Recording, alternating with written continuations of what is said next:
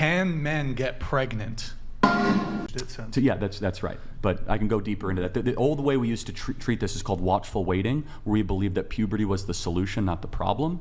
And almost every single case, and Europe was actually the pioneer of this, is that when you allow puberty to play its course, these individuals, they might end up being lesbian or gay, but not transgender. And that's a completely different thing that doesn't require hormones or eventually antidepressants on top of it. I'm sorry, Pixie, you were going to say something. So. Yeah, my question was, can men get pregnant?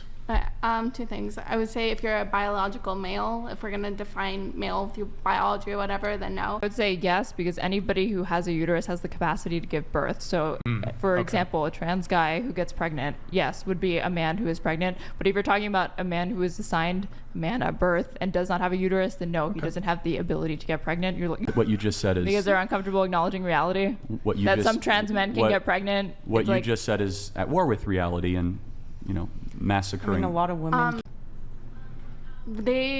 How society, at least most societies as well, outside of like Western as well, but even Western, we can make this argument. What they would look at is the way that a person is like necessarily performing. So what is their role? That's why you have like the idea of like non-binary, third gender, et cetera, because there have been people also who have not performed their role as like a male or female. So they're put into the third category, third sex, whatever.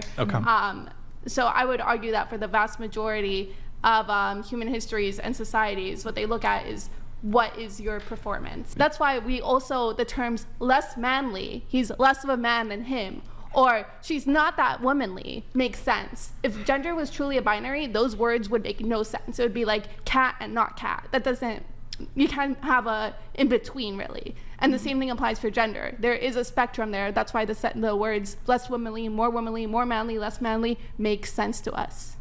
And all of those things are fluid throughout time. Like what constituted like masculine tendencies or behaviors will be different now than it was several years ago. Like, for example, pink used to be considered a masculine color. Pink is no longer really considered a masculine color. It's considered a feminine color. So there was never anything inherently masculine about the color blue or the color pink or anything like that. That could always change at any given point in time.